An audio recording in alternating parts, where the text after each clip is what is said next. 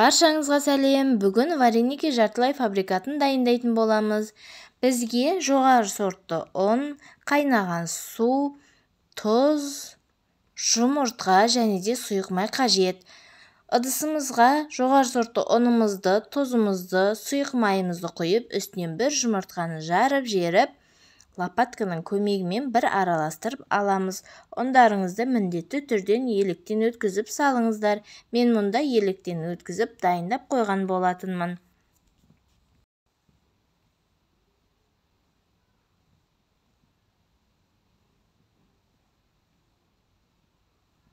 Мінекей лопатканың көмегімен араластырып алдық.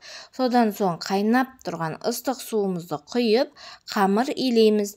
Біздер мұнда заварной тесто жасап жатырмыз.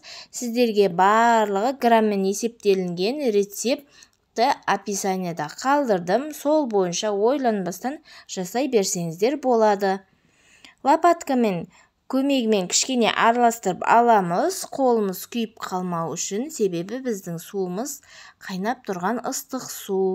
Енді қолымдың көмегімен жақсылап қамыр илейтін боламыз. Бұл қамыр, яғни тестамызды жарылмайды, езілмейді, жарылып кетпейді. Жақсылап илейміз, қамырымыздың июін қандырып аламыз. Артық еш нәрсе қоспаңыздар, бұл қамырды холодильникке салмаймыз, тек комнатный температурада қалдырамыз. Жақсылап қамырдың июін қандырып тұрып илеулеріңіз қажет.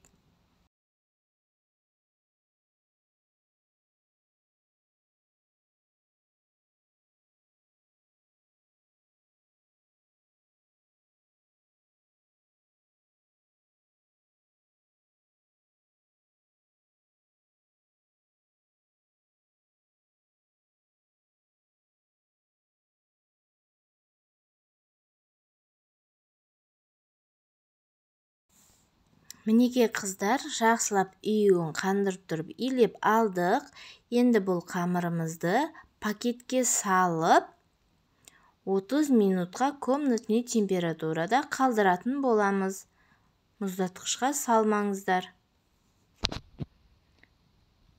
Мінекей қыздар, біздің 30 минут уақытымыз өтті. Бізде осындай эластичный қамырымыз пайда болды.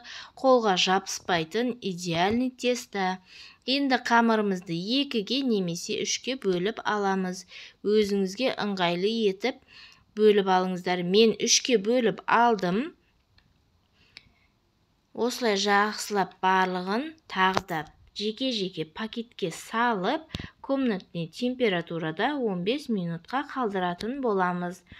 Сол 15 минут өткенше біз салмасын дайындайтын боламыз. Мен салмасына творог салдым, яғни творогқа кішкене тұз салып, жақсылап араластырып алдым.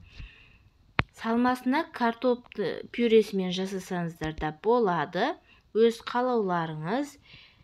Біздің қамырымыз 15 минут уақыт өтті, енді қамырымызды жақсылап әдемі етіп жайып алатын боламыз. Қамырды жақсылап жаюға кірісеміз. Өз ыңғайыңызға қарай қамырды жұқалап жайып шығамыз.